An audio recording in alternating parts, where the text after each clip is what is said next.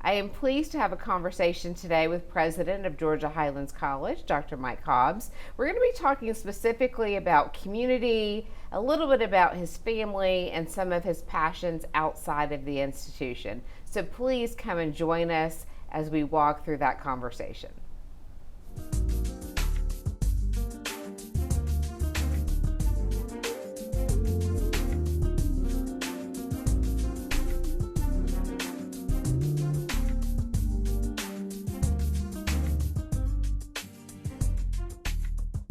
Welcome to the GHC Faculty Lounge. I'm Terese Baldwin-Obas, your host, and I am here today with Dr. President Mike Hobbs. Yeah. Thank you so much for joining us today. How are you? I'm doing fantastic. Good. I'm glad to be here. I'm honored to be here, and so I've wanted to do this show since you and I talked about it, and just excited to talk about some of our opportunities and things that we've accomplished in the last year and where I think we're going to grow to. Absolutely. So much has happened. Yes, absolutely. We've celebrated your inauguration and our first scholarship. We did. Gala. And so talk to us a little bit about maybe this first year. Sure. You know, the first year, some parts of it have been a little trying, adapting to things and learning new policies and procedures. But the most amazing part about it has been the people that have been able to help me and shepherd me through the path. And we really have great people here at Georgia Highlands. We've been through a little bit of upturns and downturns, and we unfortunately lost a little over 1,000 students, which caused us to have to lose or not be able to rehire folks.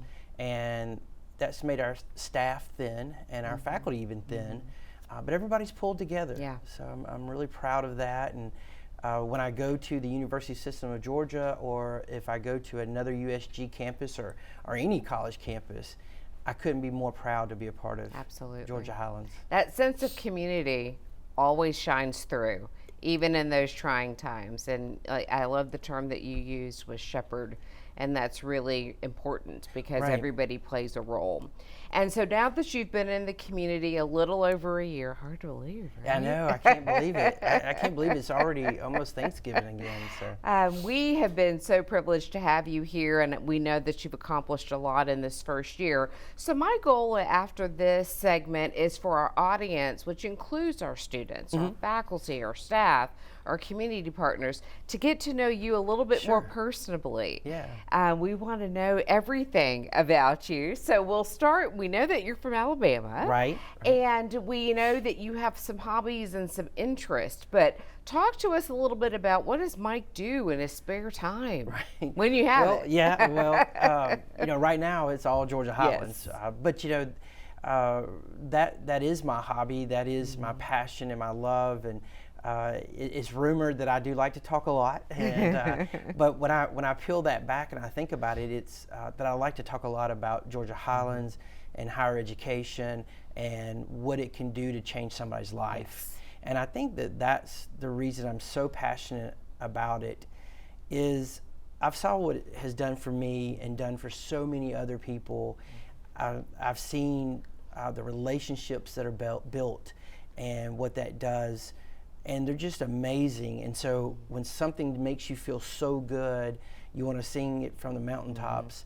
And I really feel like the luckiest man on earth to have, for my first and hopefully only college president stint, to be here at Georgia Highlands. Because you said this earlier, it's our people. And it's the passion that they have, it's the compassion that they have as well.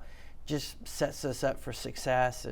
And so you mentioned that I did a lot of good things this last year, but I really didn't. I mean, we did them together. And that was the one thing when I gave my inauguration speech, and I've been having to apologize to everyone for it taking 41 minutes. I did not have that plan. Just so all you know, Nick Godfrey had me down to 18 minutes. And when I started giving the speech, to look out there and see our students, our faculty, and our staff, my notes just went away. And you spoke from the right. heart. And so, we just recently had 4 town halls. And so what I said at each of them was, during my inauguration speech, something that I thought was important was the three points that I wanted to make. And one was that I have stood on a lot of people's shoulders to get where I am. There's a lot of people that have taken a chance on me when they didn't have to. And I wanted those people to know how appreciative that I am for what they've done, and that I want to pay it forward. And then number two, I wanted to say was that I'm going to have broad shoulders so that other people can stand on my shoulders. Having someone be successful, seeing someone reach a goal that even themselves didn't think they could reach, is really what drives me, what drives my passion. And then the third thing that I wanted people to know was my story and how I got to where I am, because I wanted people to know that, so that they know that when we're in the trenches that I'm fighting for them. Yes. That I know the importance of a Pell Grant check. I know the importance of passing a class. I know the importance of the $200 scholarship. So if a student comes to me and he's missed a deadline, or they didn't turn in something they weren't supposed to, or they were supposed to, then I'm going to try to turn over every rock I can to fight for them, because I know that education can not just change their life, but it can change generations to come. And that's why we do what we do so well here at Georgia Highlands, because of those type of people that we attract. Right, and I wanted our students to know that too. I wanted our students, when they go back and they look at the inauguration, to know that I feel that they deserve the exact same experience that anybody has at UGA or Georgia Tech. They're going to have that same experience when they come here. And it's my job to go out and fight for those funds or those experiences or those opportunities so that I can bring them back to the college. And it's also my job to fight for our people. And I'm up for the challenge, and I'm going to fight for our students, our community. And everybody's heard me say this, I know, but 84% of our graduates stay in Northwest Georgia. That is so powerful when you think about it. What that says is that we're training, or not training, but educating our neighbors, small business owners, nurses, lawyers, doctors, police officers. We're doing the training for that, and then they're going to stay here and be part of our community. Yes, and that's so important, that word community. One of the things that I also find really fascinating about getting the opportunity to work alongside such passionate people is that generally their passions extend beyond their profession. Sure. And I know that from having talked to you from several occasions that you do enjoy a motorcycle ride every now and then. Every now and then. Okay. I'm starting to expand on that experience. I had not driven a motorcycle in a long time, and right before I moved here, I bought one. And one of my friends that's on our staff went with me to help get it, and so we're starting a biker gang. Oh, I love it. We are starting out small. No, I'm teasing, but there's 3 of us so far. So if you're interested in joining, we'd love to have you. All right. And another theme from the inauguration, we know you love your 80s. Yes, music. I do. Do you have a favorite song? You know, I guess if I had to pick one, and I can't tell you why, but Come On Eileen. When that song comes on, it makes my feet move, and it gets me out of my seat. But I guess different genres, because, you know, I grew up with Michael Jackson and Bon Jovi and Prince and Run DMC and Houdini. And, you know, so I grew up in the 80s where music was really starting to expand and to reach everybody. And one of the things I think it did in the 80s was bring different people together and different cultures together. Absolutely. And so you mentioned the gala, so I want to just talk real brief about that. We had over 455 people attend the gala. We raised close to $70,000. Wow. And so all of the proceeds to that will go to scholarships. And so we're already planning next year's gala. Yes. But I tell you what I loved the most. The 2 things I loved the most about the gala was it was about the students. It was. You know, we let them talk. We had a video for them. But I tell you what I really loved was looking over in the corner and seeing the nursing faculty all gathered together, taking a picture, or the School of Business folks all together sitting at one table, or the business department, some of the guys wore these black cowboy hats, and we got to meet their spouses and just really had a chance to come together in a fun situation. Absolutely. And then we had some good 80s. Everybody loves 80s music. It's hard not to. When I was checking out of the hotel the next morning, when I was checking out, the clerk behind the desk said, "I don't know what y'all did last night, but everybody that checked out this morning just had such an amazing time." And she didn't know who I was. She was going, "I don't know what y'all doing over there." And I said, "Well, we were dancing and having fun." And, I think that's a part of it. Yes, absolutely. And you can definitely go to highlands.edu and take a look at some of the highlights and make your plans to attend next year. Absolutely. And you can always donate at highlands.edu. Yes.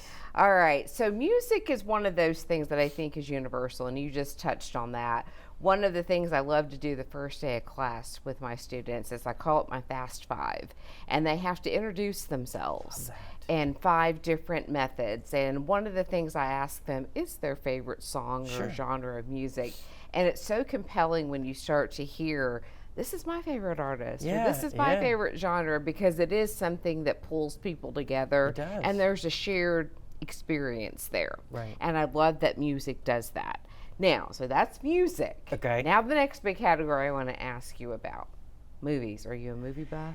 I do love movies, and when Netflix came out during the COVID, I binge watched things, but I haven't in the last year and a half. I don't even have cable, because I'm usually running somewhere to do something. Absolutely. But I do like movies. I'm a rom-com guy.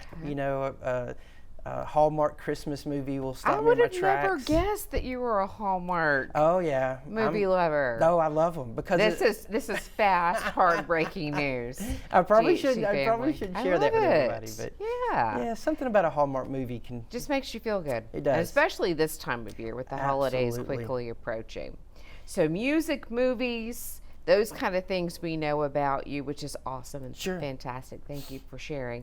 Another aspect about you that I find so compelling is the passion you have for education, obviously, but your family. Right. Your family obviously is an extension of you, and I've had the opportunity to meet your kiddos. And what about their experience or how they're seeing their dad transition into this role just really surprises you? Yeah, it does, and my kids are my world. They're my everything. That's the one thing that will stop me on my track is, and so growing up, I did not have parents come to events, and so with my kids, when they were younger, I tried to attend everything. I've coached all 3 of my children in athletics or activities, everything from basketball, football, volleyball, everything, soccer, all of it. And I enjoyed that so much. And a lot of people ask me, why don't you dress casual? Well, I have suits and coaching clothes, and that's it. But I've got a few friends who say they're going to take me out and help me buy some casual clothes. But it does mean a lot. I always wanted brothers and sisters when I was growing up, and to have 3 so close together in age. One is 18 and 2 are 16. But how are they handling the transition?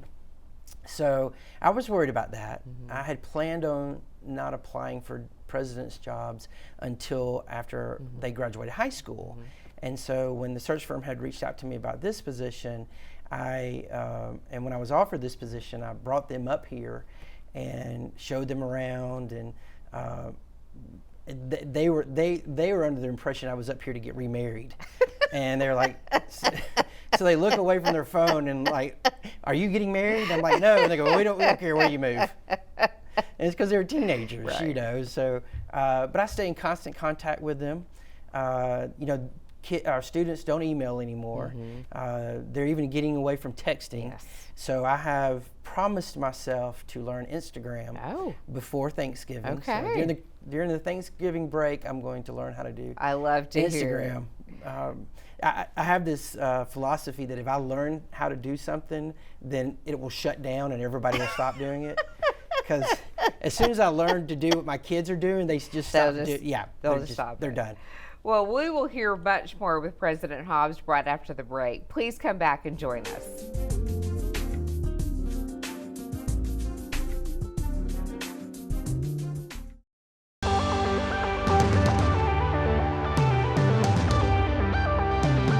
Access to me means I get to explore and define myself. Access, that allows me to follow my passion. For me, it means I get to do what I've always dreamed of doing, helping people. Access to me means I'm the first one in my family to come to college. Sé el primero.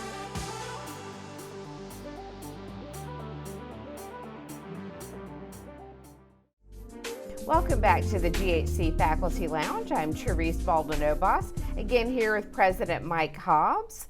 And we have been having a lovely conversation, and one of the things that we are transitioning to is talking a little bit about the element of community. Community is at the bedrock of who we are at Georgia Highlands College, and one of the things that we are facing, of course, is some enrollment challenges. Sure. And let's talk a little bit about how we can ensure that our population is not only secure here at Highlands, Sure. but that we are also targeting and reaching as many folks in our community that Right. need or want some education.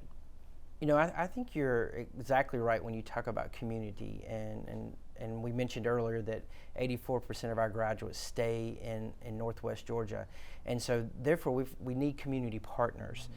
We've just recently signed the $7 million Atrium Healthcare Agreement, which is going to help students pay their scholarships, their tuition fees, books, supplies, and then they have a guaranteed job when they graduate. So we need more events or more partnerships like that. The community members that we have currently now, when I go out into the community, I'm constantly running into people that say, I'm a Georgia Highlands graduate, or I'm a Floyd College graduate, or I took classes there. And I think we need to continue to foster that and build those relationships. We're working on a retiree event coming up pretty soon, I believe in the next couple weeks. We want to do an alumni event, bring those alumni back on campus.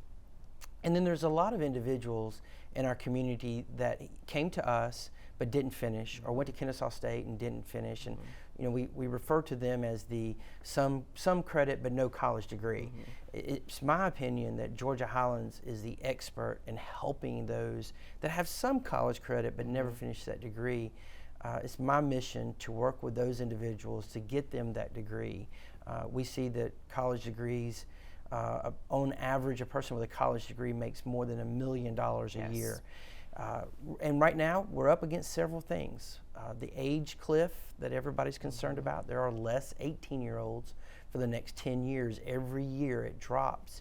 And then also, there's a lot of big push to get students into workforce development. And so it's hard to as an 18-year-old to come out and can make a $25 an hour job and then us say, hey, come to college. Right. And so I think, my opinion is it's not either or. It's not go into workforce or go to college. Why can it not be a mixture of both? You know, I have no problem. If one of my daughters wanted to go be a welder and make $25 an hour, I would encourage her to do it. But I would say to her, you know, continue your education. I want you to own a small business, own a large business, be an entrepreneur, because when you get 50, it's hard to lug that welding tank around. Right. And, you know, so there's a lot of individuals that are going immediately into the workforce. I want to partner with business and industry to say, absolutely, we want to get them into the workforce for you as well, because we need those individuals. But also I want to say, let's continue their education, because when they go into these jobs, those jobs are going to keep advancing in technology. And so I wouldn't want someone to go into a job making $25 an hour and then technology come in and limit those resources. And then they're phased out. Right. You know, I want to get people both the internships, the co-ops, the presentations, the working together piece in that freshman year. And then if they get out into workforce, just continue that degree. And I'm going to challenge business, workforce and business and industry to help supplement that. I know as a business owner, I would want to hire someone, and if they continue in their educational studies, if I help support that, then when they finish that degree, most likely they're going to stay with me. Exactly. And then they can help grow our own workforce. And that's what we're trying to do here at Georgia Highlands, is grow our own workforce, grow our own talent. And that's really important. And I know that initiative has been around for a while, and I know that our night program that we're Yes. promoting here on Tuesday nights allows you to finish roughly within a 2-year time frame, only coming one night a week. One night a week. Yeah, So- the reason we wanted to create that program is because I felt like students want a little bit of both. They want the convenience of online, because when their kids go to sleep or they've got a day off from work, they can focus online and they don't have to go to class. But then I also think they want a little bit of personal relationship, and they want someone to tell them how to grow and what they should be doing better, or have constructive criticism. And so I feel like that you can get somebody to watch your kids one night a week, somebody to fix dinner one night a week, leave work one night a week. It's when they have to come multiple nights a week is when it starts stacking up on them.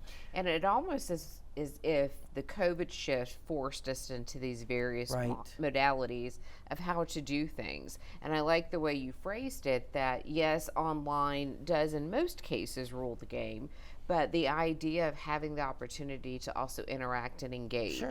that was something that was missing throughout the pandemic, is that many people were isolated Right. and lonely, and you needed those interactions and engagement opportunities.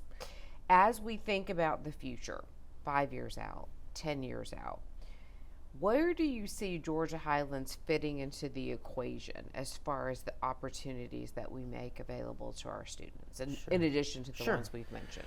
Well, I'm happy to report that we're up 4.7% this fall. It's the first time we've been up in more than 3 to 4 years, and so we're excited about that. I mentioned the enrollment or the age cliff coming. I'm not as worried about it because of where our location is. We talked earlier, in teaching economics, we talk about location, and real estate as well. But the moving in rate and the companies that are opening their businesses here is just growing through the roof. Yes. So I think we're going to have the population. I think we're going to grow. But my vision is for us to always stay an access opportunity college. I think that's who we are. We, like I said, we produce our own talent. I want us to grow, but I want to eventually, when we have more resources, be able to bring more services to our students to help support them. And this kind of to roll back to what you said about isolation of online classes. I love what you said about the Fast Five that you require each student to do. When I teach a course, the first thing I do on the first night is I make the students go around and introduce themselves, tell their major, Yes. why they're here, and then I throw in a little bit of make something unique. Yes. So you got to tell something unique about yourself. And generally we all, have a good laugh, which I think breaks the ice. But I think it's relationships. Think back to your college experience. How many best friends did you make while you were in college? How many connections did you make that led to a job? How many people did you meet when you were in college that were in your wedding? And so I think that the educational experience, of course, is paramount. But I also think that the experience that you have, the people that you meet, what I love in my 30 years in higher education, what I love is when you survey students at graduation, you say, tell the number one thing or person that you had on campus every single time is faculty. The faculty members That made cared. it different, right? And how they reached out and made those connections. And I would say, I look at your life and what you shared with us and the time that you've been here as chapters in a book. Sure. And, you shared with us about your personal chapters before you got to college. Sure. Then how the college experience impacted you, how then you were able to take that and then create a lane for yourself. As you end this chapter, as you mentioned, that this presidency was the culmination Yes, of it was. that journey. If you were to say, in summary, let's say, one word that describes you, what would that word be? Wow, one word that describes me. Gosh, there's so many, and I only get one. Well, I think if what I would want other people to think about me. Let me have two words. Okay. If I wanted other people to have one word about me, what I'd want them to say is passionate. That I am passionate about what I do, that he is passionate. If I'm your friend, I'm all in. Yes. You know, if you need to move on a Sunday, I will go help you move. You know, I'll give you my shirt. I'm passionate about my relationships that I have with people. But I don't know if that describes the inner me. You know, I've been talking lately at the town halls about one of my favorite stories is the starfish, you know, where the father and son are walking along the beach and the son's throwing in the starfish and the father stops him and says, you know, you can't save all these starfish. And he said, but I can save this one. And so I think maybe that I'm the starfish and somebody saved me. And so I think, you know, I want to save other people. So I guess if I had to pick one I love that. that it kind of exposed my soul, maybe it's starfish. Maybe. Now, one of the other questions that I like to ask my students is if they could have a superpower, A superpower, wow. what would it be and why? Wow, okay, a superpower. Yeah, and I want to do a cool one because I don't want to do a realistic one. I mean, realistic it would be to predict the future. I could solve a lot. But a superpower, I was always big fans of The Flash, you know, because, you know, he really didn't have a superpower that, you know, it wasn't Superman or Batman. But to me, his superpower was always cool. So I guess maybe to be the Flash and be fast. Okay. I like that description for you. I feel like I could get more done if I was the Flash. And that makes perfect sense. Perfect sense. Well, we have covered a lot of ground, and I appreciate you being so transparent and honest. My last question to you is this, and it might be a big one. So hey, I'm ready. You can break it down if you would like. So if you're looking at your life as chapters, as I described, most people like to say, in addition to having people say wonderful things about them, what about your legacy? And I don't necessarily mean legacy in the traditional sense, but when you think about if someone comes in and then takes on the mantle, right, and has taken what you have started and you have worked through, what would you want somebody to then do with what you've started or what you've had the opportunity to add to the equation? Well, and I'm glad you asked that because there was something I wanted to kind of circle back to a little bit. And that is training our own talent and growing our own talent. So we are actually going to start a leadership program that we're going to do with Dalton and GNTC. And so instead of just Georgia Highlands having a leadership program, I had this idea of doing one with 2 other colleges. And so that we will choose 5 or so from GHC, 5 or so from Dalton, 5 or so from GNTC. And then we'll do so many days here with our best practices, so many days at GNTC, so many days at Dalton, and then also go down and experience the USG and experience the technical system. And so my legacy when I walk out and throw the keys back is I want to know that I've left a stable institution that I have built, or not me, but that we have trained our own talent. And because here's the thing, I'm not leaving. So when I retire, I'm staying right here in this community, and I'm going to be sipping coffee at the Hardee's in the morning with the old guys, and I'm going to be sending people to Georgia Highlands still. So it's important to me to leave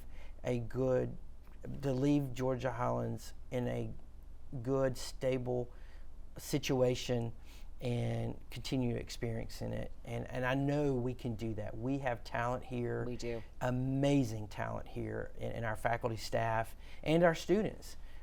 What I would love to do too is start hiring more of our students. If we have a good work study, let's take that work study and make them a part-time employee. Then when they graduate, let's make them an entry-level position. And then as they grow with their bachelor's degree, we increase their responsibilities and let's grow our own talent all the way from work studies all the way up to the president. Collaboration is key. That's right. And that is the perfect way to end, Mike. Thank you again so much for taking time out of your very busy schedule. It was my pleasure interviewing Dr. Mike Hobbs. We appreciate you watching us this afternoon. We hope to see you soon. Take care. Thank you. Thank you so much.